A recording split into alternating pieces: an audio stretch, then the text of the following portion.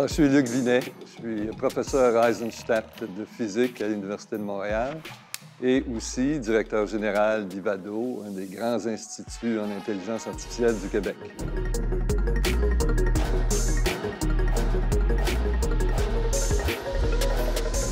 Mon domaine est celui de la physique mathématique. Ça procède, d'une tradition séculaire en sciences. Pensez à Newton qui a inventé le calcul différentiel pour comprendre le mouvement des planètes.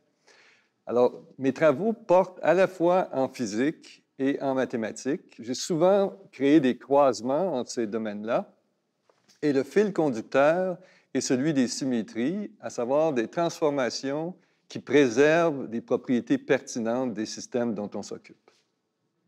Mais les symétries représentent un concept central en sciences et en particulier en physique. Par exemple, la théorie de la relativité d'Einstein est une théorie de symétrie.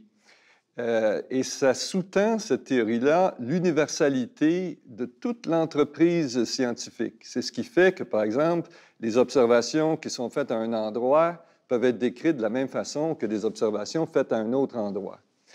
Souvent, règle générale, les systèmes physiques qu'on examine n'auront de solution exacte que s'ils ont beaucoup de symétrie. Alors, c'est pour ça qu'on s'emploie à décrire ces symétries-là, et ça demande souvent d'inventer de nouvelles mathématiques pour faire ça. Et à l'inverse, on s'emploie aussi à trouver des algèbres, trouver des nouvelles structures qui seront susceptibles de décrire des symétries de systèmes nouveaux qu'on pourra ensuite résoudre de manière exacte. Et en plus, les symétries recèlent la beauté dans la nature, et c'est toujours important de mettre la beauté en évidence.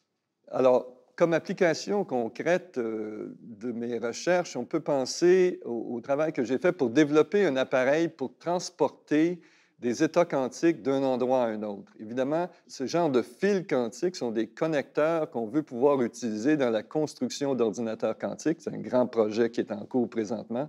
Et donc, mes travaux sur l'analyse de chaînes de spin en relation avec des polynômes orthogonaux m'ont permis de faire le design de tels fils quantiques.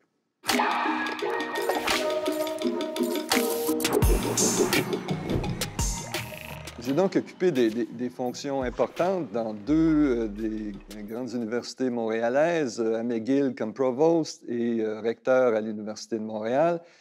Et pourquoi ai-je continué à faire de la recherche? Bien, c'était aussi pour être fidèle à moi-même. Je suis fondamentalement un professeur et c'était très important de garder ce mouvement-là qui, je pense, m'a aussi est une gymnastique de l'esprit qui contribuait à me rendre plus agile pour résoudre d'autres problèmes, ceux de nature plus administrative.